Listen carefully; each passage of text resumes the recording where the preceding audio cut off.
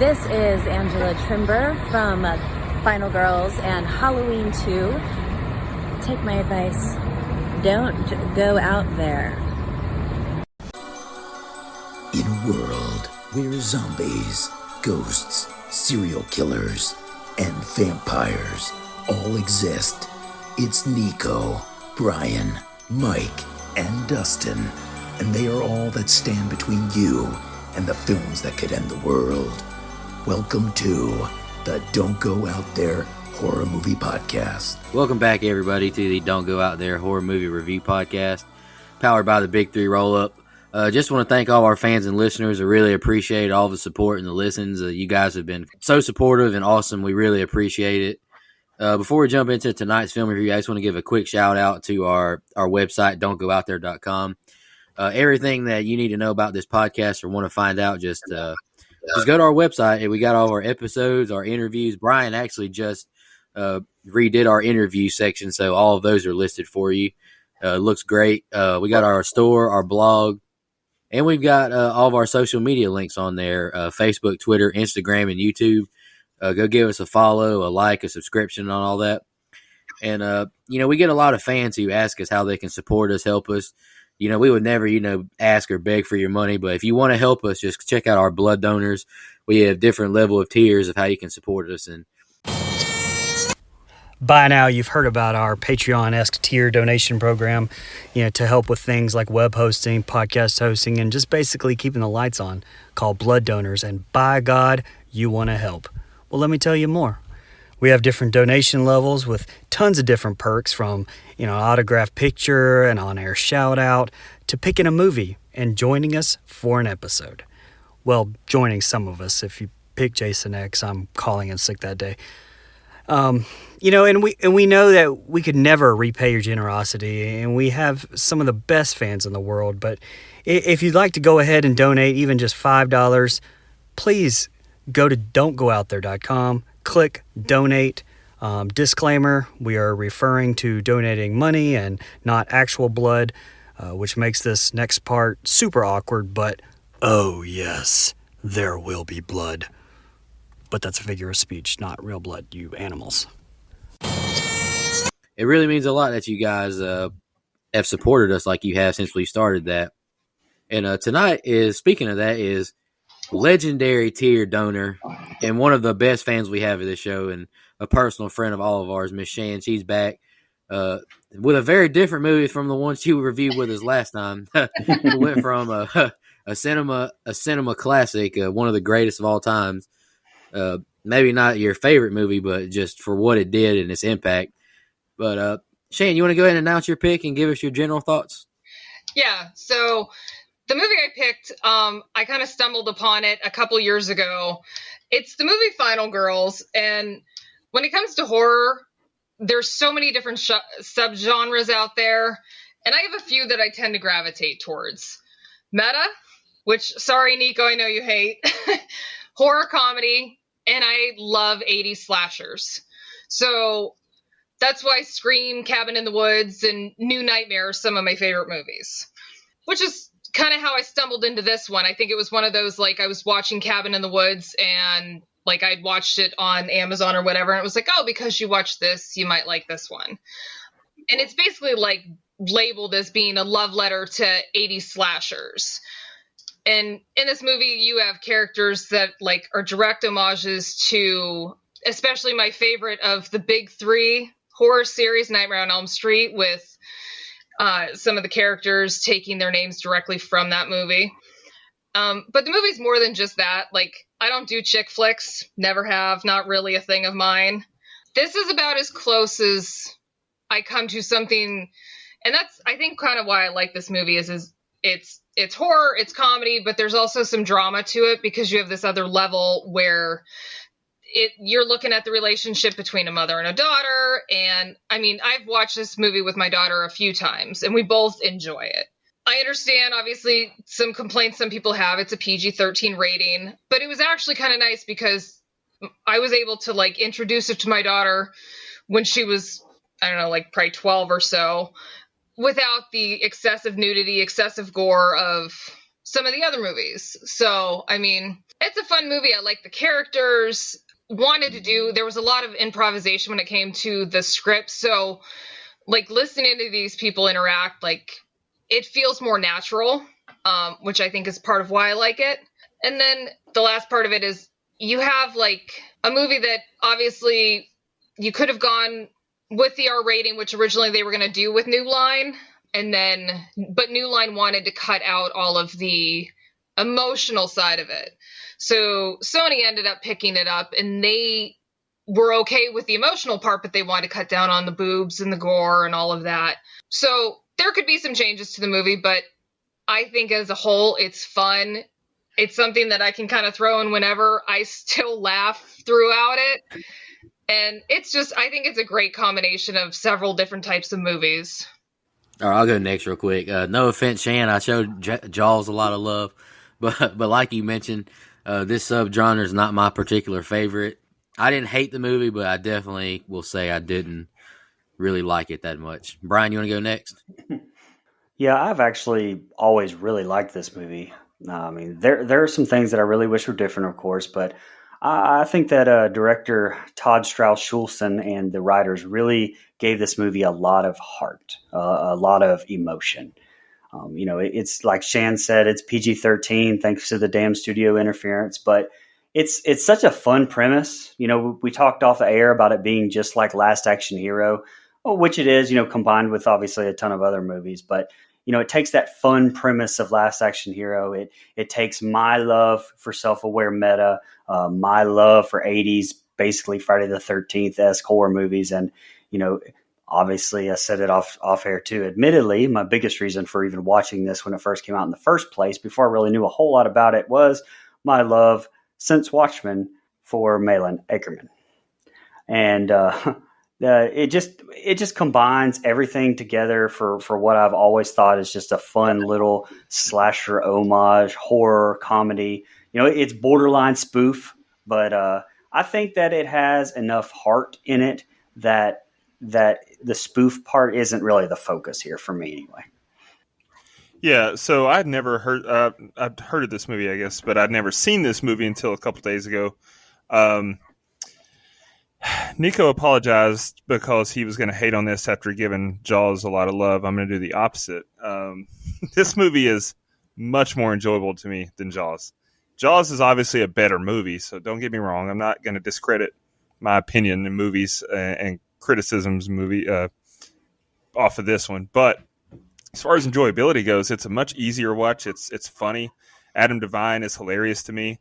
I was all the way in when I saw that he was in this movie, and he's got some of the best one-liner or dialogue in recent history of the podcast or the movies that we reviewed on the show. Absolutely. So I was all in. It's a fun movie.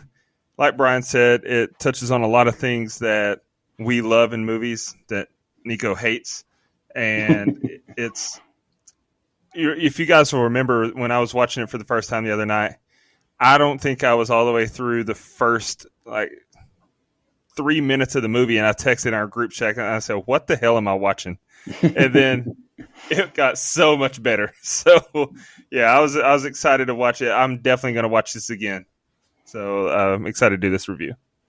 All right, y'all got any more opening thoughts before we jump into it?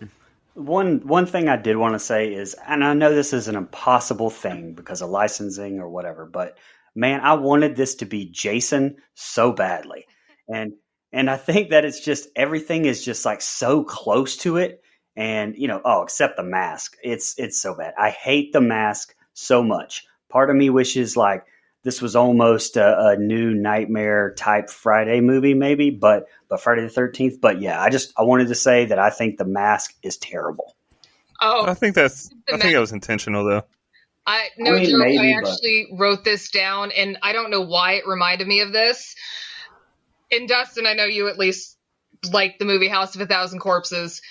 When Absolutely. they're wearing those like homemade masks at the dinner table before everything goes bonkers, like his mask honestly reminded me of those masks. I can see it. I can see it for sure. And while we're on the mask, I mean, I did read that the original mask had much more pronounced eyebrows and Yeah, I read that. they called it the Eugene Levy mask, Yeah. and it's actually visible in one scene in the movie. But yeah, I thought that was hilarious. Speaking of Eugene Levy, he's like a sneaky old. That dude's like 78 years old. He does not look like that. He's just like he's one of those sneaky old guys like Nick Saban. Yeah, right. Before jumping to the scene by scene, I just want to apologize if anyone hears any fireworks in the background. My neighbors are having a great time launching fireworks right now. But anywho, we'll jump into the scene by scene. The film starts with a narrator welcoming us to Camp Bluefinch. We see counselors at the camp and we're introduced to Billy Murphy, the slasher. It was just a trailer that Max was watching on her phone in the car, though. Her mom Amanda gets in the car with her. She tells her they'll let her know if she got the role. She regrets her role from Camp Bloodbath. She says never do a slasher flick. Max tells her mom about the electric bill, but she brings up her man she's apparently exclusive with, but he doesn't act exclusive with her. Mama now throws the bills out the window. Their song comes on the radio, and they start to carpool karaoke together. She says she's gotten everything in her life wrong except having her. And I wrote, she's not paying attention to the road very well, and they get into a wreck and the car flips over repeatedly. Now we get a title card. 3 years later, Max wakes up at 2:16 p.m., kind of like in House of Wax, and she takes a shower. She watches home movies of her and her mom, and her aunt says her friend Gertie is here. They drive off and chat about Chris asking her to come study, and his tone in which she asked, and she's only going so she doesn't flunk. Gertie brings up his ex in her Facebook post. The two join Chris and they're studying in a diner. Max freaks out when she sees Duncan. He joins them and asks about her joining his fan club for a screening of Camp Bloodbath. He now says he cried when he found out he was getting a sister, but not like Gertie. He tells them how Camp Bloodbath is a cult classic and of his mother's death in the movie. She storms off, but he offers to do all of her assignments if she makes an appearance. Gertie and Max walk up to the theater and she brings up Chris oogling over Max. Chris is there to give Max moral support. He now brings up how gorgeous her mom was and honoring her memory, but it's her mom's death anniversary. Chris's ex-girlfriend stop in the car and she jokes about how funny Tyson is, and I wrote that she's a stage 5 clinger. We're in the theater now and she's talking about all her school applications and how she takes Adderall. Chris goes to get popcorn and M&Ms for him and Max, but Vicky decides to join him. Duncan shows up and is excited to see Max, and he wants her to do a Q&A panel. Then I just wrote, movie time. The film starts to a cheer from the audience. Max smiles when her mom appears on the screen. She tells the story of Billy Murphy and the prank the counselors did on him. They bullied him and threw firecrackers into the outhouse with him in it. This guy in the audience starts smoking, and the audience gets a good laugh from the movie. Some guys drop a vodka bottle, and the guy's ashes from him smoking drop to the floor. Max goes to walk out, and the theater catches on fire. And I just wrote chaos. Max gets to her friends, and they go through the exit behind the screen. That's the first two scenes I got. Brian, go ahead and kick us off. I actually love this opening. Just again, so much heart.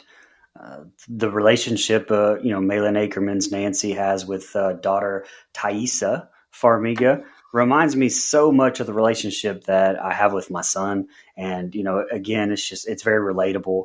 And there's just a whole lot of heart here from a relationship standpoint in this whole entire movie. You talked about the PG-13 rating earlier. The studio actually told them they had to cut the mother-daughter plot line to get the R rating. And I'm glad that they didn't, because to me, this movie wouldn't be the same thing without it. And such props to Ellie Smolkin. The cinematography in this movie to me is unreal. There are some absolutely beautiful shots and shots that I think are just really cool that I'll point out throughout this. And, there's one here in this opening with the following the car with Nancy and Max driving. It's almost even hard to explain what the camera does in this, but I absolutely loved it. And the different shots of the theater you get a pan from the top, then from the side, showing it all. The shots of the bottle rolling to the screen, the cigarette dropping, the shot of Max cutting into the screen the same time as Billy. I thought the whole thing was gorgeous, very well done. And honestly, I thought Thaisa was Vera's daughter or something. I didn't know it was her sister. I didn't know that there was that big of an age gap there, but she's an Yes, that's 21 amazing, years. yeah, she's an amazing lead in this. Does tremendous. And actually they look almost identical. Now for the CG car crash, I think it looked pretty bad, like 90s bad. And this was a 2015 flick. So definitely got to do better on that. Agreed. All in all, I really like this group of scenes. Again, I love the play on The Last Action Hero. Weird tangent here, but I think this reminds me of like stuff I used to relate to when I was little, like the Indian in the cupboard. I was always like, man, I wish they put like these toys in here, like toys I had, I liked, like Batman or whatever. Last Action Hero, I used to say that the same thing. Man, I wish they'd do this with like a horror movie or something. And we almost got it perfect. Like if it was actually the licensed Friday the 13th stuff, this movie to me would be off the charts. So stay tuned for when we write our own horror sequels. I've had something in mind for a while that Nico is going to really hate. But fun fact, lastly, I found out while I was actually pulling this movie up to watch it, Alexander Ludwig starred in the Final Girls here and Final Girl in the same year, 2015. And that's also IMDb fun fact. Also, Ludwig's mother, Charlene Martin, appeared in Friday the 13th Part 8, Jason Takes Manhattan, as Tamara Mason. Great movie. Oh, God. Go ahead. So I like how it opened with like the trailer, and it's got that gritty VHS feel, like it's been around for a little while. Like, think that works. I have to laugh every time, like all of a sudden Max seems surprised as she looks down. There's these headshots between her feet, though. I'm like, you had to know they were there. And then, but so as she's looking at him, it's like she flips it over and sees like all the stuff that her mom has done. And basically all those movies are similar to things that are real. The only real one movie-wise that's on there is Chopping Mall. The other ones are just similar to other horror movies that are out there. But I like the dynamic of like watching them, like once her mom has come out and they're talking. And I mean, you can tell that Max is the more mature one, essentially. Like she is in the adult role. Like mom is still like chasing after the movie star dreams, talking about the boyfriend who is blowing her off. Like, and Max is sitting there like, okay, these are the bills. We need to figure this stuff out. Like, and mom's just like, okay, toss it out the window. Don't care. Like, and then it's interesting to watch, and you'll see it play out a little bit more later in the movie. I love the dialogue between Duncan and Gertie when he is talking about he was so excited to get a sister, but not like this. Like, I don't care how I laugh every time. It's just like the delivery of it. And it's like, you can see people actually talking that way. When they get to the movie theater, when they're still outside and Max is talking about it's the anniversary of the death, and Chris literally says, I don't know what to say. I mean, I think that's a pretty natural reaction. Like, if you haven't gone through something like that, like, what are you going to say that's going to make the person feel better? Like, you really don't know. So just a couple examples of why I like the dialogue in this movie too. It feels natural. And we've seen plenty of movies where the dialogue is just horrible. So Vicky and her talking about the Adderall, this is the first of several jokes throughout the movie. The director literally spent days cooped up in a hotel, all hopped up on Adderall as he was like working on the script. And then the script for the movie, actually, one of the writers, he is the son of the one priest in The Exorcist. Father Karras. Thank you. Yeah. Yep. So this movie was his way of like kind of dealing with the death of his father, of how do you, when you are in Hollywood and you have a parent that's on the screen, like, how do you process dealing with that? And that was kind of why he wrote this movie, was because, I mean, you're still going to see your parents up on film. And so this was kind of like his way of dealing after his dad passed away. So I think the first couple set of scenes work really well. Like I said, I think the interaction between the actors goes well as the way that the dialogue goes. Because like I said earlier, the director really encouraged them. Like, there's points where they were allowed to improvise, and if it worked, it worked. Yeah, absolutely. So when we're watching the trailer, this is when I texted the guys in the group chat, and I was like, what the hell am I watching? Because I Like I didn't read about the movie before I watched it. I just hit play. And so I see this and I'm like, oh my God, this is going to be one of those like over the top cheesy movies the whole way.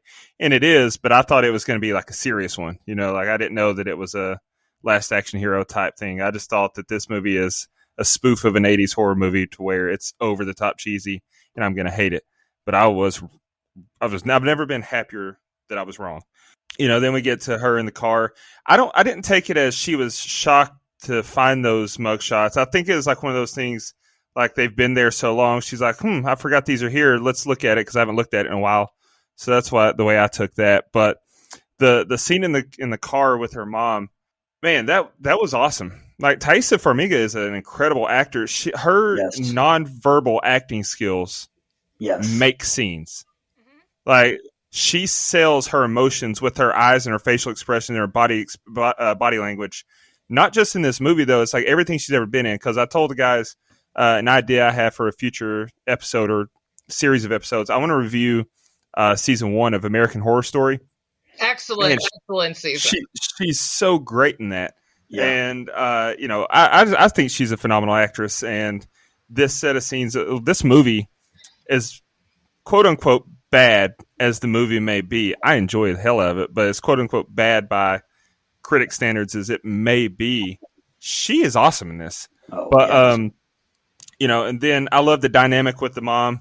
I think the mom's trying to, I think that, yes, you're right. She is the emotionally immature one of the two, but also I think she's just trying to get Max to, hey, don't worry about that. I'll figure it out. Be a kid. Let's have some fun. Yeah. I hated the reason for the wreck. Like she spills her coffee on the headshots. Like I would have much rather a car run a red light and hit them, or a drunk driver swerve across the line. Like that just seemed, come on, you're going to drop your car. I don't know. That bothered me for some reason. But then we get to meet the friends. And like you guys, I love Gertie. And I love the dynamic there with Duncan as well. And the dialogue was great. When we get to the movie theater, first of all, what kind of movie theater or what kind of building in general can you smoke in that's not a 21 and up establishment these days? So, like if you ever go to a Rocky Horror Picture viewing at midnight, that's what this viewing reminded me of. You can smoke in those? I mean, not in Pennsylvania, but I don't know. I mean, yeah, that's what I was saying. About everything else. Yeah, I mean, I guess and then I mentioned it on Freddy versus Jason episode. I believe that's the episode I mentioned it, but I'm gonna mention it again here. Alcohol has to be at least 100 proof to be flammable. I thought of you as soon as I saw that. I was like, Dustin's gonna hate this. If that crazy son bitch is just sitting there sipping on 100 plus proof alcohol with no chaser like it's nothing while he's watching a movie, then that's the kind of guy I want to party with, first of all. But the fact that he dropped the liquor bottle and it caught fire is just not really plausible, unless he's drinking some fucking 151 rum or something. I don't know. But anyway. 51 rum. Good set of scenes here.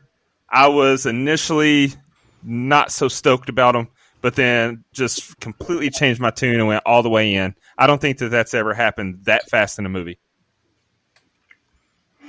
All right, Max wakes up and she's outside in like a forest now. Chris joins her and they don't know where they are. Now the rest of the crew joins them. They see the van from the movie pull up. They ask if they know the way to Camp Bluefinch. They're speechless and they drive off from them. Max thinks she's having like a psychotic dream or something. The screen shows 92 minutes later and the van drives up again. Chris gives them directions and they drive off. Gertie says they're insane. Duncan times it, and another 92 minutes later, the van arrives again. Duncan says they're counselors and they just need a ride and they'll show them where it's at. They get in the van and Kurt asks where their luggage is, and he says their clothes are awful. Kurt says we're here and for them to wake up Nancy. Max is in shock as she chats with her mom with tears in her eyes. They all exit the van and Nancy says this is the summer that changes her life. Duncan says we're okay in the movie. They want to go home, but he says it's 1986. They don't even exist yet. Duncan says everyone who has sex dies. Kurt has Nancy touch his arms. Vicky asks Kurt if they can borrow the van, and Kurt gets a good laugh. He chunks the keys and says if they can find them, they can borrow the van. Max approaches Nancy and helps her hang up flyers. She tells Max about Kurt wanting to do it, and she thinks Kurt could help her along since he's inexperienced, or since he's experienced. Tina is Tina is twerking on Chris, and Chris gets away and drags Max off. Nancy says none of them are on the counselor's roster. The five of them are looking for the keys, and they hear a rustle. Mimi is greeted by, and this is what IMDb listed. I'm not saying it. He's the hunky hiker, and they flirt and kiss. I like how you preface that. Hey, Brian, cut that out when Nico said, IMDb says, just make it sound like Nico called him the hunky hiker. And I'm gonna make it like on repeat so he gets the hunky hiker. I'm not hating.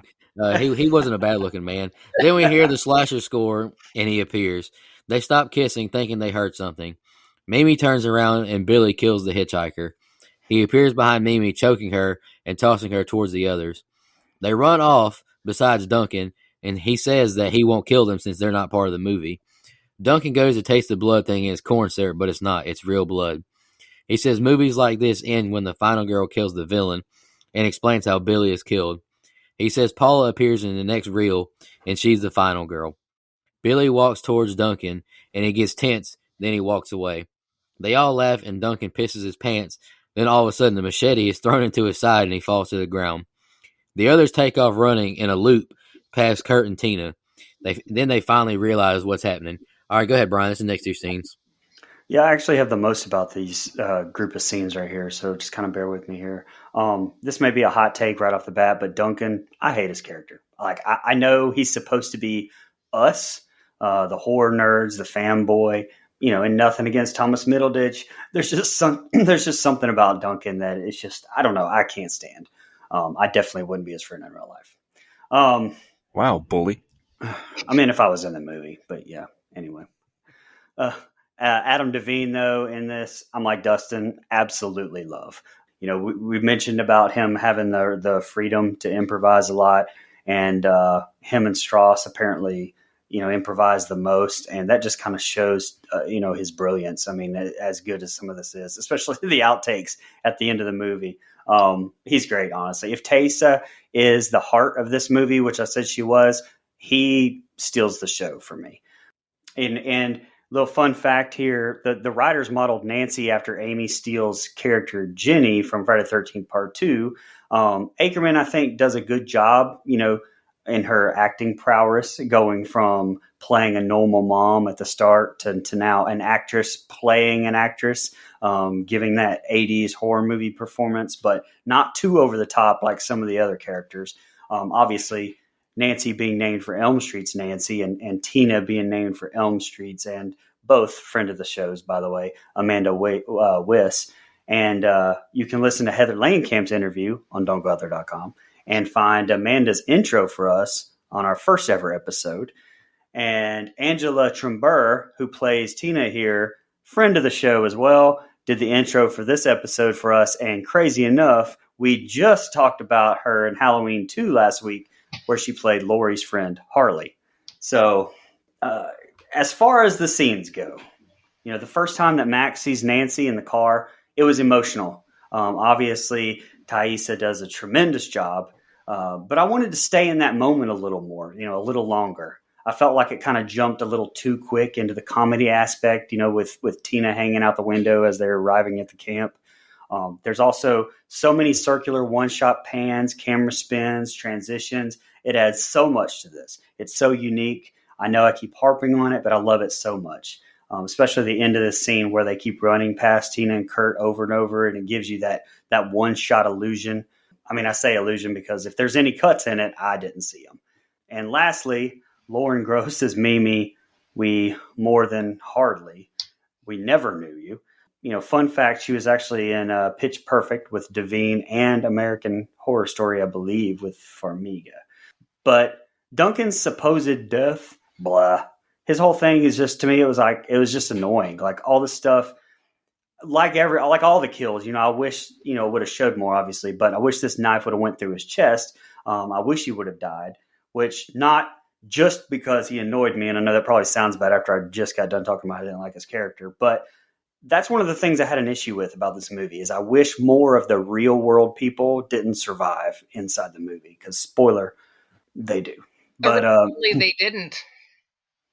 yeah, I saw that, and I wish they would have stuck to that. But I'll talk more about that at the end. But I think it would have raised the stakes some more, and I really wanted that as a change in this movie. But So when they first wake up in the forest, the director wanted to be extremely bright, colorful, distinguished that they were all of a sudden somewhere else.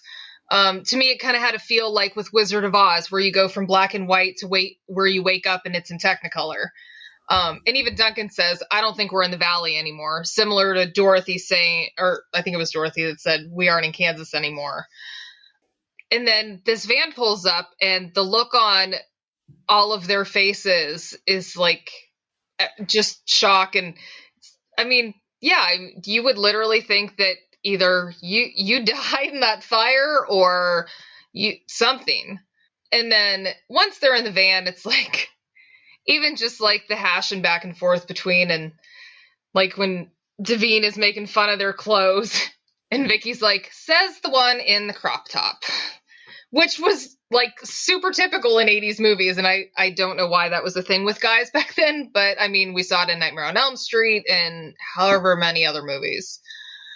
But I like how they interact, but like you said, yeah, I think they should have like stayed on the relationship between like Max reacting to who essentially is her mom sitting up, and it's like the shock of, okay, she had lost her 3 years ago, and yes, obviously she knows it's not her mom, but I mean, it is her mom, and it's like a hard thing for her to deal with.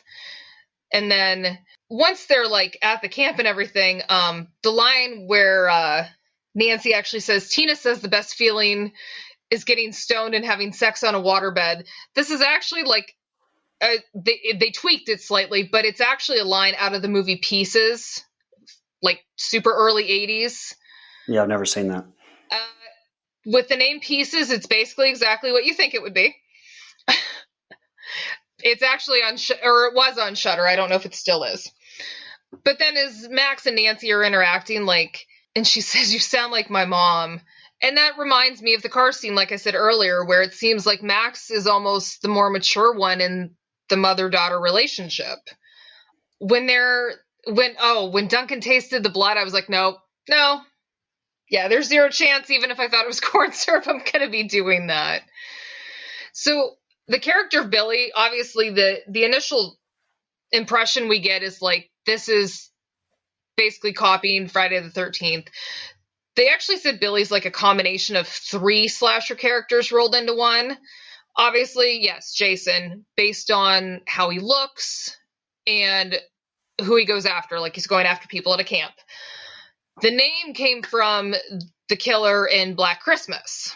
But the backstory is actually more similar to Cropsey out of The Burning, which there's a lot of people out there who have actually never heard of the movie.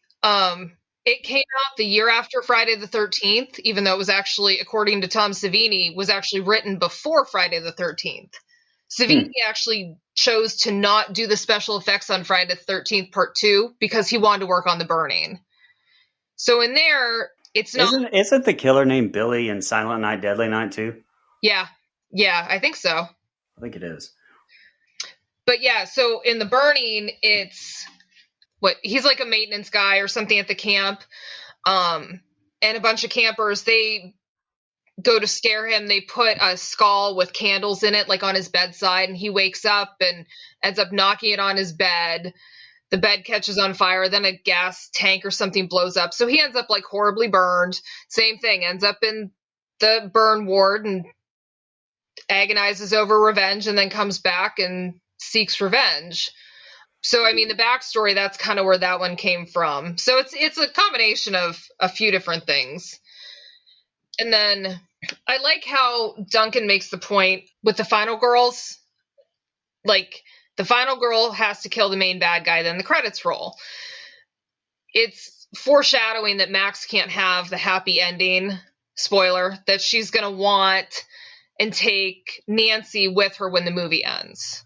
with the final girl, I mean, that's a trope that we've obviously seen used over the last however many decades. It actually wasn't coined until, I want to say, like the early 90s by a film scholar, actually. And it's just, she says the final girl is the one who encounters the mutilated bodies of her friends and perceives the full extent of the preceding horror and of her own peril, who is chased, cornered, wounded, whom we see scream, stagger, fall, rise, and scream again. Like I said, we've seen that over and over, and I like the whole concept of it and how they use it here, where you're not going to get the happy ending necessarily that you want. They could have made it, like you said, Brian, you wish they would have killed more of the real people. Yeah. Yeah, thank you. I was trying to think of the term for it. Yeah, I got you on that. What you were thinking of, the final girl term. It was coined by Carol J. Clover in her 1992 book, Men, Women, and Chainsaws: Gender in the Modern Horror Film. So that's where that came from. But on this set of scenes, so I love that Duncan is that much of a horror nerd to where he realized what was happening and then had it down to the second when the van was going to pull back up.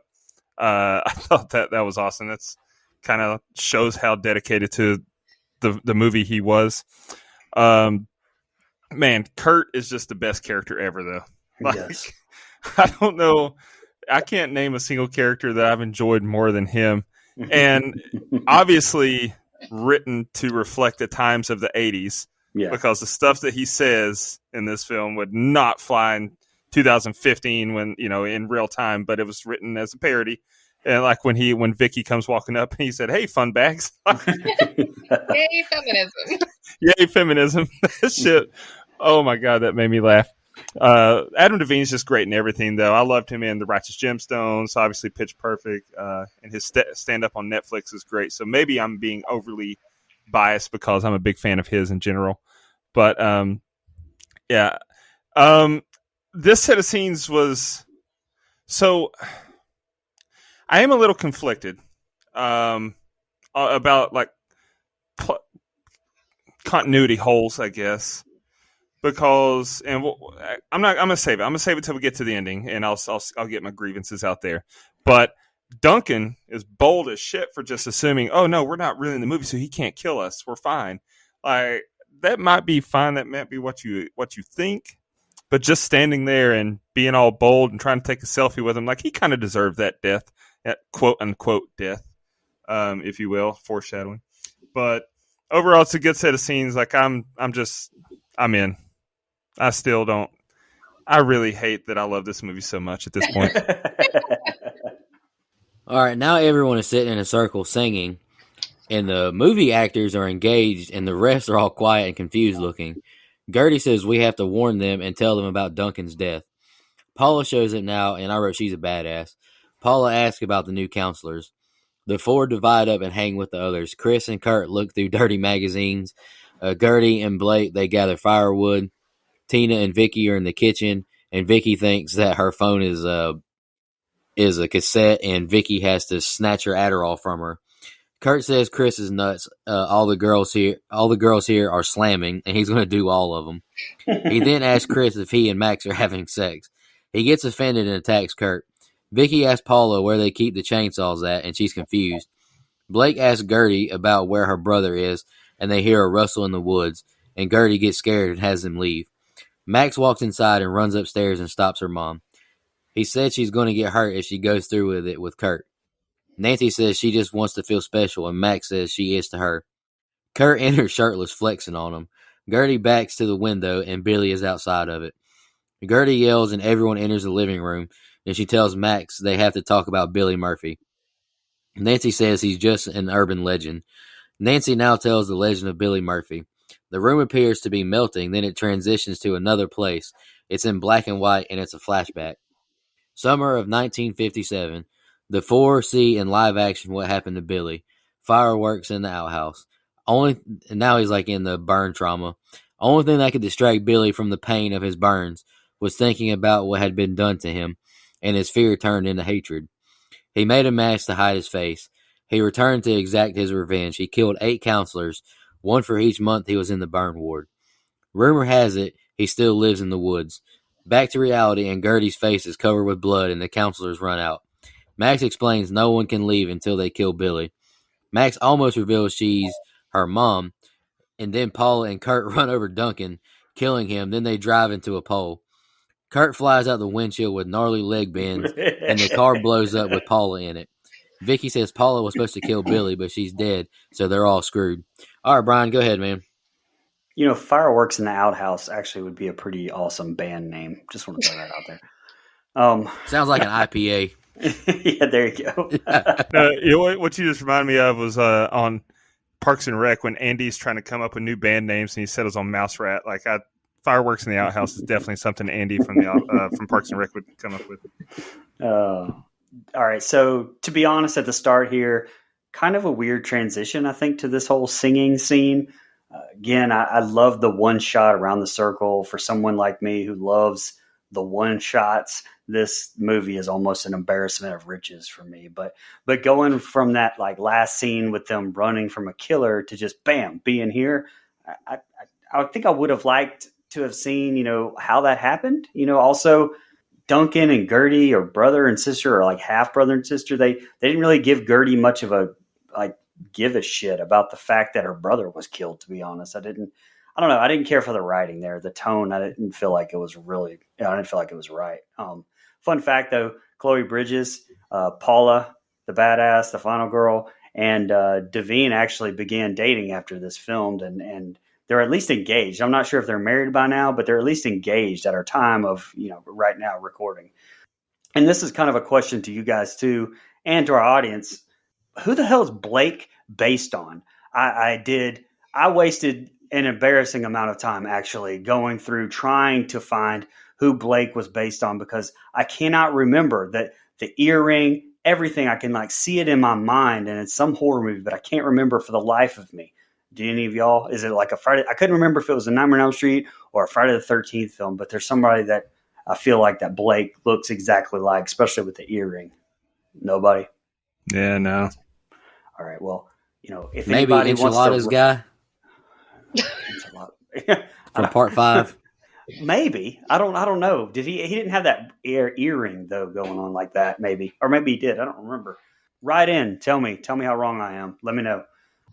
When Max stops Nancy from having sex, that moment, again, they do such a good job, like such good chemistry between the two of them. I love Kurt, and I love that part, but I wanted to kind of stay in that moment again longer, kind of explore that some more, the conversation that they were having. And I kind of hated that it was interrupted with the comedy, although the genie being out of the bottle, make a wish. Oh God, that line, hilarious. And that whole scene was hilarious. I just kind of wish, you know, I would have stayed a little bit more in that other emotional scene there. But anyway, Dustin brought up the whole scene with the original or the part with the original mask and Eugene Levy. And I think I said he was 70, 80, 75. But this is the scene right here where it shows up, where Billy shows up behind Gertie, and you can see the original mask in the window. So if you know that and you go and watch this, it's actually pretty funny.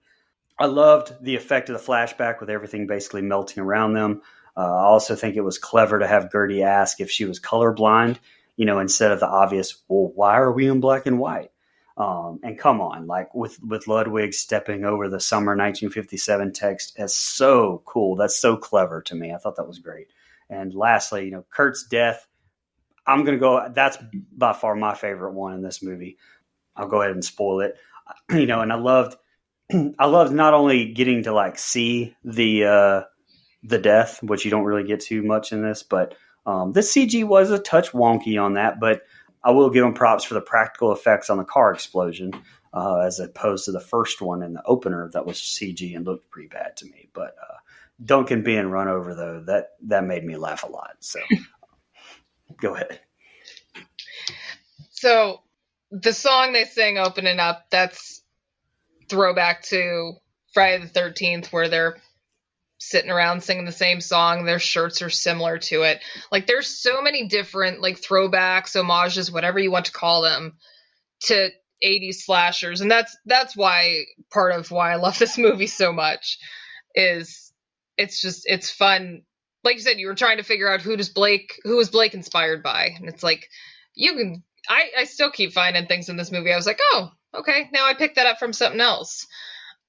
When Vicky is being kind of a bitch to Max and saying Nancy isn't her mom, I get it. Like, that's the survival instinct kicking in. Like, this guy's out there, like, he's gonna come and kill everybody. Like, you frustrate, like, you want to do what you can to try and survive. So yes, she needs to be the bitchy character because, as she'll say a little bit later, like, she's the mean girl. But her reaction to all of that is actually understandable. And then I laugh at the scene where Kurt walks in his purple Calvin Klein underwear. And like I said, I agree with you, Brian, where it should have been, like, you should have stayed in the moment with Max and Nancy a little bit longer. But at the same rate, it's an 1.5-hour movie, so it is a quick runtime. So they do transition between scenes a little quicker. And I guess it's a toss-up of, do you want a 2-hour movie or... Yeah, that's true. Right. So I can see it from both sides. The flashback imagery is just, it was something new. I like them melting into it. Gertie keeps thinking she's having a stroke through this whole thing. But yeah, the trick that the counselors play on on Billy, like, counselors are assholes. Like, I don't care, even if he was someone that everybody picked on, like, where you think throwing firecrackers at, I don't remember if they said how old he was, but it was like, it's not a surprise that someone like that would turn around, come back, and start killing everybody at the camp. The one thing that bothers me, once they come out of the flashback and then Kurt and Paula drive off, is the windows in the car. Everything's white.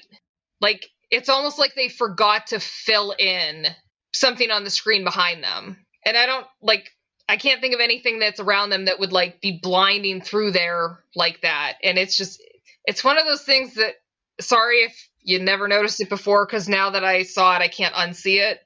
But yeah, Kurt's death, same thing.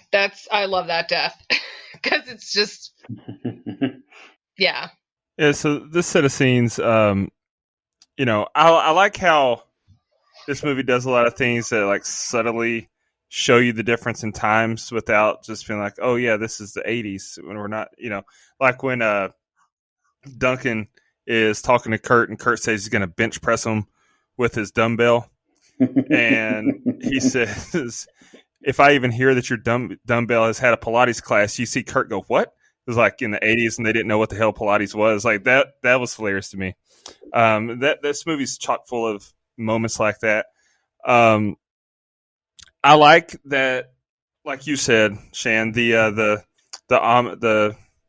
little Easter eggs or tributes to movies that paved the way for the genre. The Friday the 13th song with the counselors all wearing the yellow shirts that are similar. There's tons of stuff like that in this movie, but at the same time, it's not a direct ripoff or a direct, copycat of one particular movie. And so I thought that Billy's little origin story was unique enough, because I'd never heard of The Burning, but it was unique enough to be like, oh, okay, that's kind of cool. Like, they didn't go directly to, oh, he drowned and it's the counselor's fault, because that would have been really easy to do. But then I guess we would have had to get his mom involved, and Nico would have hated the original. So, but anyway, fast forward when I said earlier, quote unquote, death for Duncan, and then here comes Duncan trotting out of the woods. This is the funniest shit I saw in the whole movie. I rewound it and watched this scene like 4 times because they hit Duncan with the car, and then Kurt goes, "Oh, you killed Duncan.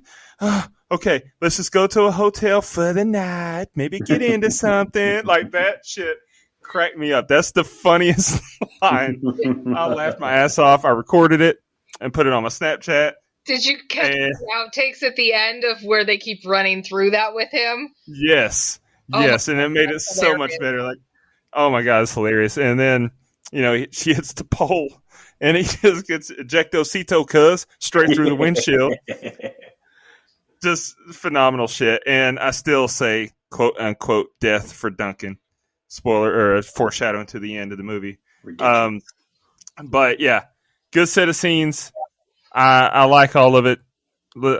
And I get what you're saying about you want it to linger, stay in the moment a little bit more.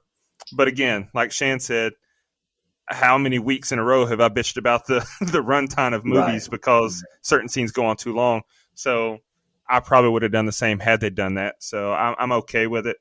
And the moment though with Max and her mom or Nancy, whichever one you want to believe that she was, it's just another example of her nonverbal acting really stealing the show. And so I can't say that enough. Taisa Farmiga, call me sometime. Just to give me acting tips, obviously. I'm not trying to hit on you. Obviously. Yeah, clearly. Yeah, With all due respect. With all, respectfully to your husband. But anyway. All right, back inside, Nancy asks if they're in a movie. Max says it's a horror movie. Tina is in a life vest and like oven mitts, and she can't take her top off because that's when Billy arrives. Vicky volunteers to be the new final girl, but Chris says she can't because she's not a virgin. Gertie says Max is the only true blue virgin. Gertie lost her virginity to an autistic guy, apparently. Chris says they have to get Billy's machete to kill him, and Max has to chop his head off. Chris snaps on Vicky because she talks too much. Nancy says she can be the final girl. Vicky says she can't do it, and Nancy cries and storms out. Max chases after her. She finds her under a tree, and she asks, "Am I really going to die?" Max says yeah, and she tells Max of her dreams. She met a guy after college, and they had a baby girl. She says she would have been a great mom. She jokes what kind of camp has water beds, and Max holds her. Max says we have to fight. Chris goes to the chalkboard, and they're going to use Tina as the bait to booby trap Billy. They all start rigging up contraptions. Vicky is crying and apologizes to Gertie about the mean things she did to her in the past. Gertie apologizes for spreading the rumor last summer of her. Vicky apologizes to Max now and says she's always looked up to her and asks her to be brave again. She says she's the mean girl in an 80s horror movie and her time is running up. Tina tries to remove the oven mitts and she asks about her phone. She now mocks them, not believing it's actually a phone. Chris says it's almost time and checks on Max. He says he's scared. Tina now gets a hold of the Adderall. Max and Nancy are in a cabin putting together arrows, and she asks Max about her parents, and Max tells her how awesome her mom was. She now gives her a friendship bracelet so she doesn't forget her. She says she's going to miss Max if it all works out and they go home. Max says she doesn't have to stay here. She can come home with her in the valley, and she can be whoever she wants to be. She now reveals no one shops at the mall anymore, mostly online. They now share a big hug. The others come get them and show them that Tina has taken 30 Adderall. She's hyped and says she's got this. Vicky jokes she thinks she's more focused now. Chris says this is it. Everyone is set up. Nancy starts the record and Tina starts to dance and strip. Tina flashes and we see Billy show up through the fog. Tina turns around and runs and falls into like this bear trap. Billy enters and they cut this rope and a log knocks him into the door with deer antlers on it. Blake says he loves Gertie and they kiss. Blake goes downstairs and Billy kills him with like a stab through his core. They shoot at Billy now with flaming arrows and Billy makes it upstairs, pushing a bookcase on Vicky and Gertie, then killing them with the machete. Max, Chris, and Nancy escape through the window. The bucket of gas pours on Billy, blowing up the room, but he jumps out the window after them. All right, Brian, go ahead. The next two scenes are the ending. I'm going to brag a little bit more on the lighting and cinematography in this group of scenes. The lighting I thought was tremendous, especially in the scene with Max and Nancy. Again, just another amazing point in the movie between those two, and we actually get two of those moments here. And I do like how the movie kind of gives you this. It kind of gives you some hope, false hope, I guess, that Max could even maybe get out of the movie. Although we know, even without even seeing it, just by the way that, Taisa gives those nonverbal cues when they're given a hug, that Dustin was talking about, that that it's false and almost like tragic hope. But I like how the movie kind of, steers you in that direction a little bit. A little nitpick, Vicky's speech to Max and Gertie, to me, it just didn't seem genuine. I didn't think, no offense to Nina Dobrev, who is actually of Vampire Diaries fame, but I don't know. It didn't feel the same. I think we were getting such good acting in other points in the movie that whenever we get this part, it just kind of, I don't know, didn't hit that level to me. Well, Go ahead. real quick, just to kind of piggyback on that while we're in the moment. I think that might have been the point, though, because it wasn't genuine. She's just scared shitless and doesn't want to die. Oh, when I mean genuine, I mean it just doesn't feel realistic. That's what I meant by genuine. I know that she's not being genuine in the stuff that she's saying, so maybe that was bad wording. Gotcha. I just meant like it wasn't realistic to me. She didn't seem upset. She didn't, and she was trying to be. I gotcha. have it written down that she needs to stop trying to quote unquote help. She's actually just getting bitchier as things move on. Which is like what Dustin said, probably what the Right. point of it. But I was just complaining about her acting, which who am I again to talk about anybody's acting? It didn't feel right. It kind of took me out of it. I want to point out too here the lighting. You can actually even see the bugs. And I thought it kind of sets this like tremendous atmosphere. You felt like you were there. You felt like you were outside. I loved it.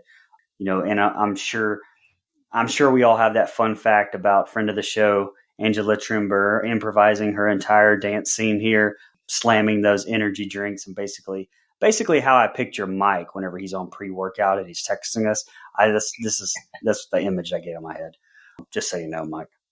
The antlers definitely have to be an homage to Silent Night, Deadly Night here. But I thought, again, cinematography, I sound like a broken record. But in this scene where Blake is killed, the whole rotating shot I thought was great. I will say a little nitpick, though. The whole cabin Home Alone thing they had set up for Billy, I don't know if it was the music. I think it was the music. A lot of the music. I hated the music. I hated it. I hated the music, especially here. But the whole tone kind of felt off, and maybe that was why. But, I kind of wanted that real horror feel there, like the real Friday the 13th type feel there. And I felt like, honestly, they were kind of going for that. But it didn't go. And I think it was the music to me, but I don't know.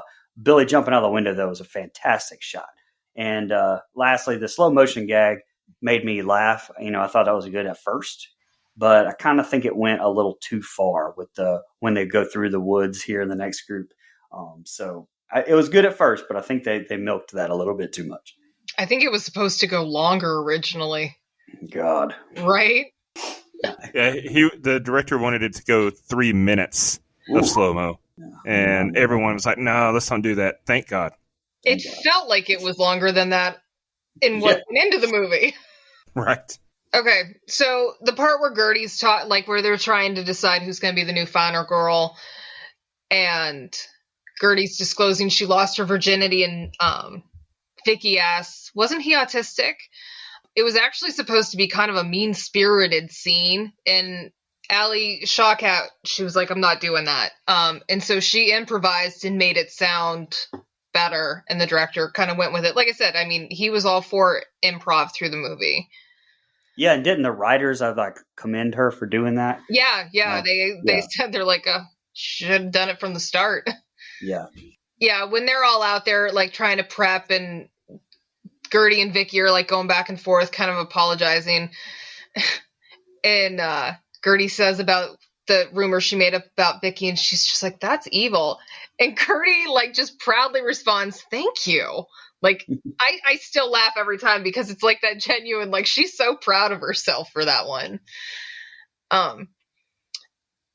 When Max and Nancy are talking and thinking they can beat Billy at the end, and then they're just going to go home, that always, it kind of gets me because you watched when you first dropped in, and I know obviously a little bit of traumatic shock, all that stuff. You watched the movie loop a couple times as you guys were sitting out in the woods before you came to the camp, and those people died, and now 92 minutes later, they're back there again. So that's one thing. It's they never say, we don't know how they actually got into the movie. We also don't know how they were going to get back out. It's just kind of one of those, they imply it's, the movie ends and we're just going to go home. It's one of those that, with Last Action Hero, wasn't a great explanation, but at least there was a slight explanation as to how it happened. And this one, we don't get that. I don't know if in anywhere else in the changes if there was an explanation of how they got in there. But I can't hear the song Cherry Pie now, ever since seeing this movie, without thinking of it now. Like, what's funny, though, is the movie, or the song, wasn't even out when this movie supposedly took place. And then, yeah, you touched on the stuff with Angela Trimber with the Red Bull and stuff. The fly that she focused on, like, that wasn't a digital ad. That was literally a fly flew into the scene, and she just, like, started focusing on it. And then the scene right there where Billy goes out the window on fire, it looks awesome. The only thing that bugs me is everything they shot on him was in the front, and then he jumps out the window and he's not on fire in the front. Everything's in the back. But it still looks really cool. Yeah, so on this set of scenes, like, I love how, well, first of all, the revelation. Think about how unbelievable that would be if someone were to tell you this isn't real, like this is a movie. Like, they accepted that a little bit too easily for me. I'd feel like these people are nuts. I don't know how you would handle that if it happened to you. But I love how, like I mentioned earlier, how they keep doing these things to where mentioning things or showing, I guess, the difference in times in present day versus the 80s. So Pilates was the first thing, but then you get the like the phone when she's like, "Oh yeah, I'm calling someone. Oh wait, it can't. There's no cord." Like, that was funny. And we get the Adderall. She didn't know what Adderall was, of course. And then when she's talking to her and she's like, "Yeah, people don't really shop in malls anymore." She's like, "What?" I like how she got, "Never mind, I made that up. Keep going." Like, that was funny. But man, that was another one of those scenes from Taissa where it's just like so emotional, really. And I like how this movie does that. Like, it'll have it's like, it's not just 100% stupid comedy spoof the whole time. There's actually some touching moments in this movie. I didn't expect that. Exactly. And a lot of it has to do with the genuine connection that you feel that Max and Nancy have. And I think that just speaks volumes to both of their acting abilities. And I agree with you, Shan. Like, that's one of my only nitpick with this movie. And I'm going to have to skip ahead so I can get my point across and touch on something in the ending here. But you mentioned how there's no explanation of how they got there or how they're going to get back home. They just assume when the movie's over, they get to go home. But like you said, they saw every 92 minutes the van kept rolling around. So the movie's just on loop. So what the hell? I don't understand how, when this movie actually ends, they end up in the sequel. Right. Because if that's the case, it would have been longer than 92 minutes if it was going to go original sequel in a loop. It would have been longer than 92 minutes. And then also, how the hell did, spoiler, everyone live? Oh, yeah, that's definitely one of my nitpicks. Like, if everyone lived, then shouldn't Nancy have lived too? And shouldn't have Kurt have lived? And, and so that didn't do it. That didn't work for me. That's like my only... I would have much rather her woke up in a bed and just be like, "Oh, it was all a dream." That would have been much more satisfactory than the lack of explanation that we got. Made sense there then. Yeah. And side note, does Blake not remind you of Jaws from the Burger King Kids Club? Oh, do you remember? Oh my God! Dude, you can't unsee it now, right? That's deep cuts right there. That is deep cuts. But if you remember the Burger King commercials from the 90s and the Kids Club, the Happy Meals, the group of kids that was on everything, you had the kid in the wheelchair whose name was Wheels, which is really fucked up. Jaws was the black kid, and I swear to you, Blake, that's him incarnate. So look it up, and you won't be able to unsee that. Maybe that's who it reminds me of. Not going to be able to unsee that one for sure. But, like I said, I mentioned how I love how we get the touching moments interwoven with the spoof comedy moments. Another touching moment from Vicky where she's apologizing. But I don't like I mentioned when you were talking, Brian, I don't think it was actually that touching because it wasn't genuine. Like, she's just like, I think she was just trying to clear her conscience so that she might have a chance at winning or at living, because she's not the bitchy, spoiled girl. Maybe she's, can redeem herself is the way I took that. But I like how they lured Billy into the house with the boobs, and then you get the booby traps. And I like how not all the booby traps work, because that's much more realistic than when we watch a movie and they're able to set these, immaculate and intricate traps that just always go off without a hitch. I like how not all these work. Can I just interject that I wanted so badly that chalkboard to say booby traps, but BOOBIE. I don't know. That just would have been such a great touch right there. That would have been good. And speaking of boobs, while we're on it, I like how earlier when they're explaining, why Tina has to stay dressed, she goes, "He doesn't like my boobs. Are they too small?" or something, like whatever she said about that. That made me laugh. That's another one of those. I think that was another improv line. I had watched the commentary on the Blu-ray, and if I remember correctly, I think she said she just kind of threw that in there. Yeah, it was great. I think what she said was actually, why? Because they're not big or whatever. But yeah, great line there. But yeah, I like how, like I said, I like how the trap didn't go off as expected. My man Billy just ate those arrows, just kept trucking. He's a badass, Billy badass, if you will. Great scene where he jumped through the window, like you said. The slow motion went on a bit long. Thank God it didn't go on even longer. But yeah, this set of scenes really has it really drives home my biggest gripe with the movie, and that's that. Oh yeah, we don't know how they're gonna ever get out of this. They can't just walk back through the movie screen back into the burnt down varsity. So anyway, I can still enjoy it though. At this point, the whole movie I can still enjoy it. It's funny enough to keep me entertained. All right, here's the ending. Billy lands in front of them, and the three run into the woods being chased by Billy in slow motion. They go to jump across a body of water, then the slow motion stops, and they land in a puddle. They have Nancy tell the story of Billy again, so the flashback happens. They turn around and Billy is still there, and he gets run over by the car with the counselors. They take his machete, and we see him running out the outhouse burned. They follow him into the woods and see a cabin, and they have Nancy in the flashback. Billy is behind them, and he stabs Chris. We see Billy carrying off Nancy, and he says she's gone, but Max helps Chris hobble to this abandoned church. She tends to his wound, and he says she's not real, and she's dead. Chris says he doesn't want to die alone. She tells him he's not going to die. Max leaves the church with the machete in pursuit of Billy. She makes it to the abandoned cabin and enters. It's lit with flashing red lights. Max sees dead bodies throughout the house, and she finds Nancy. She unties her, then Billy appears. He flings Max into the wall, and Nancy gets free, attacking him with a piece of lumber. Billy chokeslams Max, then stabs her. Nancy gets the machete and stabs Billy. Nancy drops the machete and grabs Max, and they hobble back to the church. She asks if she's dying, but Nancy says she can fix it. Max says she's dying so she can be the final girl, but Nancy says that's not who I am. Max says she wanted to save her. Max calls her mom and tells her about her life, and tells her she has a daughter, and she's not leaving without her and doesn't want to lose her again. She tells her, "You have to let me go." She tells Max bye, and Max tells her, "I love you." She says, "You're right, I am a movie star, though."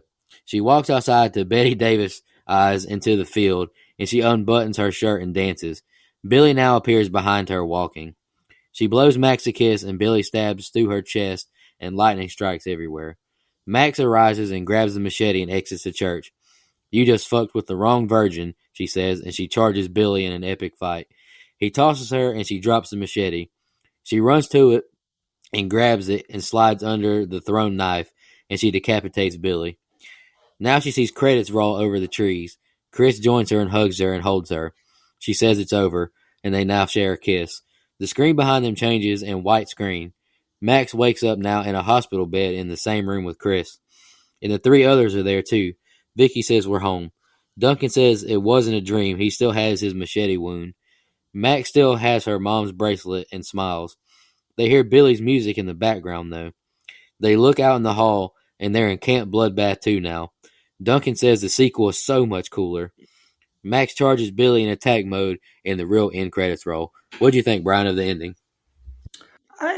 Actually, it's mostly negative, but I mean, there were some good points in it. I don't know. Using the flashback was a pretty clever idea in writing there. I thought it was a little maybe too parody-ish though. Again, the music here to me doesn't give me any sort of like horror-esque mood. I didn't feel the stakes here. I wasn't a fan of this whole thing. Even the exchange between Max and Chris, I thought seemed forced. With him telling her that she isn't real, and then, oh, I'm dying right afterwards. It was just, I don't know, it was awkward. I didn't feel those stakes. Now when she was in the cabin, finally kind of gave me some of that vibe I was looking for. But I don't know, it still just didn't hit home for me.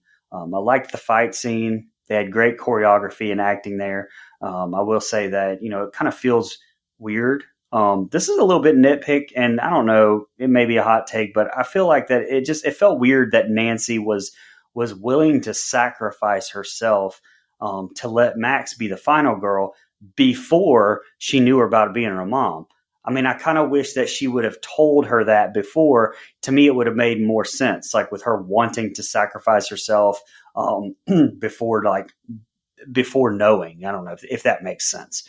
But the scene between Nancy and Max it's definitely powerful. I mean, it could definitely be a tearjerker, especially if you're somebody that's lost a parent and you're, relating to characters in here. I thought that was just great acting between the two of them. And again, that's just my only critique is that I think it could have come earlier, and I think it would have made that scene even more powerful. Both of them, again, just played the shit out of it. I loved the shot with Nancy's eyes closing, Max's opening. And again, the choreography for the final fight I thought was great. I could have done without the super strong superhero hits. That kind of took me out of it a little bit, I'm going to be honest. But what else? Loved seeing the cast, the text going in the background and her watching it. Fantastic little creative touch. And, I liked them waking up in the hospital, a la, I guess, Halloween 2 or, a bunch of other different movies. But, turns out they're in the sequel. I just, like Dustin, wish that they all wouldn't have lived. But I definitely would have loved to see the sequel to this and maybe them answer some of these questions that we have, about how they can get out, or maybe some mythology or how they even got into it in the first place. I don't know where you could go with it, but it's a sequel I definitely would like to see, but I doubt that we'll ever get it. Yeah. So when they do the flashback again, it's like obviously they're trying to escape Billy, and he travels right into the flashback. Like, it's one of those, I think if he had been farther away, maybe that wouldn't have happened, but like, it was good in theory. It just obviously it didn't pan out great. You get to see more of the flashback though, to know like about the cabin that's out there, because I don't believe they showed that the first time through the flashback. And obviously that's kind of how Max was like, oh, I know where Billy's taking Nancy when he carries her off. After Nancy goes out and she ends up sacrificing herself, and then I agree. I like that shot where her eyes close and Max is open. It's kind of like, it comes back to the final girl concept of you can't have two final girls. So one of them has to go. And then Max comes out.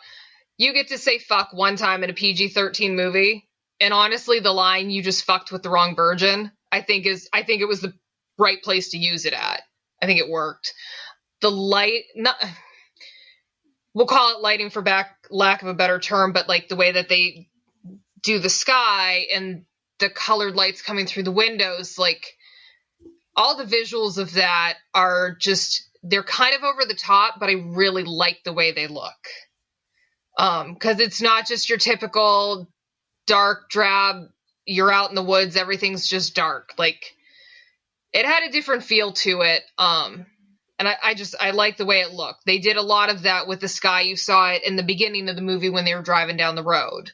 And obviously that's all, they went in with CGI, obviously, after the fact to make all of that happen. But I like the way it looks. So when Max is fighting Billy, I agree. The like superhero type fight to a point is a little over the top. We don't need that. She could have just been fighting like normal. The minute that she chops off Billy's head, you see the sky instantly clear up, like the storm stops. So it's kind of neat how it's like literally the minute his head falls, the sky clears. And then that's when Chris comes up and the credits start to roll. And then when they wake up in the hospital, the original ending of the film only had Max and Chris surviving. Test audiences, they thought it was too much of a downer, so they reshot it. And what we have is like a combination of what they shot. There was other ones like Dustin, you said like how much Kurt, and he was a fan favorite with test audiences. They even shot ones where he somehow magically ended up in the hospital. Yeah, I mean, basically every ending they shot, test audiences weren't a big fan. And this is like the one spot where, as much as I love the rest of the movie, I feel like there had to be a better ending out there and they just didn't find it. But I still enjoy it, so I'll let it go. Yeah, so on this set of scenes, we get another really touching moment between Max and Nancy. And it is sad as hell when Max has to accept Nancy's death again, you know, and she's trying to tell her, no, you have a daughter, just come home with me, blah, blah, blah. Like you said, Brian, as someone who has lost a parent, it was very, not really emotional for me, but I definitely connected with it, because if I could put myself in Max's shoes and think about how if I was thrown into a world with a young version of my dad and I knew how it was going to play out, but I was, you know, trying to convince him and myself that there's some way that we could just go home, that, like, yeah, I thought that it's very relatable and just another 10 out of 10 performance in this set of scenes from Thaisa Farmiga. And then I wrote my notes. Why the hell did everyone live? Yeah. So I get what you're saying. Like, it tested horrible. People thought it was too dark, too heavy, too sad. Who cares? Right. Stick with it. It would have made so much more sense. What's the point in them dying earlier in the movie? And if they're going to live, then why not everyone live? Because it doesn't make sense. And then how can the bracelet, you know, the bracelet went with her. It traveled with her outside of the quote-unquote movie world. So why couldn't Nancy or Kurt or, you know, the other people, why couldn't they travel with her beyond the end of the movie? So that's the plot holes, the continuity holes that didn't really make sense, didn't work for me. I would actually love I love the concept of them being, okay, this movie's over, so now we're home, right? No, we're in the sequel. I love that concept if it was just explained better. Right. Agreed. It just, ending didn't work. But like you said, Shan, I'm willing to forgive it because the rest of this movie was so fun to me that, yeah, I can get over the last 7 minutes of the movie. Y'all got any more final thoughts before we jump into some fun facts? No, sir. No. I actually don't have any fun facts. All of mine I had saved were said. Does anybody else have some? I just have two. There's a lot of them, but I just picked two of them that I really liked. In the original script, the kids began undergoing physical and psychological transformations after they entered the film. The girls' waistline shrunk, their breasts ballooned, and Gertie was so enamored of her newfound beauty that she tried to sabotage her friends to ensure they could never leave. I actually would have liked to have really seen that. But again, if you add the stuff that I really want to see, we would add it over 2-hour movie. And I get it. But you know, it's interesting. And lastly, speaking of runtime, the running time of Camp Bloodbath is 92 minutes, which is the same length as The Final Girls as well. The only other one I have, the song the writers originally wanted to use instead of Betty Davis Eyes was Like a Prayer from Madonna, but there was licensing issues with it. Like, they even wrote a letter to Madonna asking to use it, and she was like, you can use any other song in my catalog. She's like, but I don't have the license for that one. So then they ended up going with Betty Davis Eyes. And I just have a small recommendation for anybody out there that like loves 80s horror and you have access to Shudder. If you don't, you should. There's a couple documentaries on there called In Search of Darkness. There's 2 parts already. And by parts, I mean they're like each 4 hours apiece. Part 3. Yeah, you're not going to sit down and watch it in one day. But if you like it, that sounds like a challenge. Yeah, challenge accepted. I want to see you watch both parts back to back, all 8 hours. But Adderall. there you go. Yeah, but if you like 80s horror, seriously go check those out. I was reminded of movies that I had forgotten about that I had watched, and I also have found some new ones, and they're actually working on part 3. So if you like 80s horror like I do, it's definitely worth a watch. So I just got a couple. In the original script, Billy Murphy was not named Billy Murphy. He was actually named Hatchet Face. What a stupid name. It's almost like Scareface. The reason that the Adderall scene was so funny was because this movie Camp Bloodbath took place in the 80s. Adderall wasn't approved by the FDA and released until 1996. So that was the significance there. I meant to say that earlier. And then the last thing I have, since Shan didn't say it, I'll go ahead and do it. Shan actually is the one that found this connection tonight, so I'm going to do it for old time's sake. Malin Ackerman was in The Watchmen with Patrick Wilson, who, of course, was in Bone Tomahawk with the great David Arquette. Oh, two greats. Alrighty, y'all ready to jump into the favorite part of the show, the rating, favorite kill, and least favorite kill? I'll just go ahead. I'll go first tonight since I'm probably not the biggest fan. Let's end this on a high note. Favorite kill, I picked Kurt, just like everyone else, the bent legs. I mean, that was the coolest. That was the best scene. Least favorite, I just chose the off-screen kills of the counselors from Billy Murphy. Rating, short and sweet here. I've come to realize I'm not really a horror comedy fan, and I'm already self-admitted not a meta fan. I think the acting was fine. The cast was really fun, and there were some funny moments, some powerful moments, and all that. I'm just not a big fan of the movie. I gave it a 5. I'm sorry, Shan. I hope I didn't hurt your feelings. Nope. I told you ahead of time that I knew you weren't a meta fan, and I knew you weren't super huge on horror comedies. So I knew that I had a funny feeling you weren't going to be a big fan of it, but it was one I enjoyed. So I apologize to you too ahead of time. Hey, I gave Jaws a 9. Don't forget that. I know it evens out. I can go ahead and go. All right. So I like this movie a lot more than Jaws. It's more enjoyable. It's an easier watch, like I said. This movie, I don't know. It's just something about it. Now, if I were to rate this as a horror movie, if I were just to say how good of a horror strictly movie is this, it's not very good. It'd probably get a low rating. But as far as overall enjoyability, I really liked it. So let's get the kills out of the way. My least favorite death was Amanda Cartwright because it's sad as hell that, and it set the tone for Max being sad this whole movie. And that beautiful young lady doesn't deserve to be sad. So Amanda Cartwright is my least favorite death. And in a stunning twist, this is the first time this has ever happened on the show.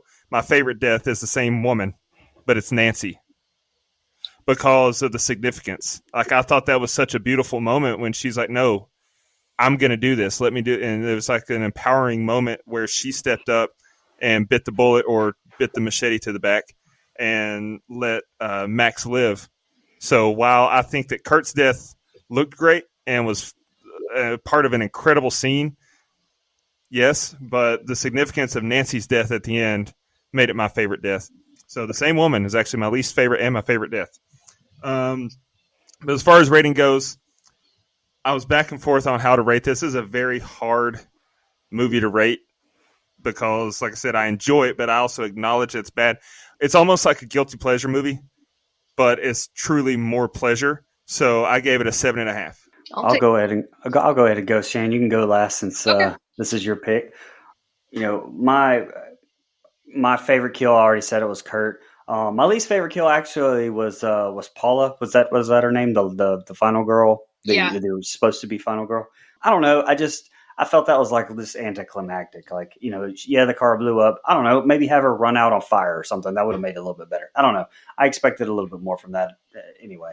But yeah, there was just a lot of off-screen kills that were kind of blah. But honestly, there's a lot of off-screen kills like that to just have blood splatter in a lot of Friday the 13th movies. So we've done a lot and we've complained about a lot of them. So I get it. So this kind of fit.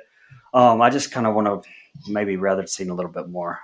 All in all, is this a movie with flaws? Yes. It's a borderline spoof, like I said, but to me, the heart is the heart of the movie, I guess.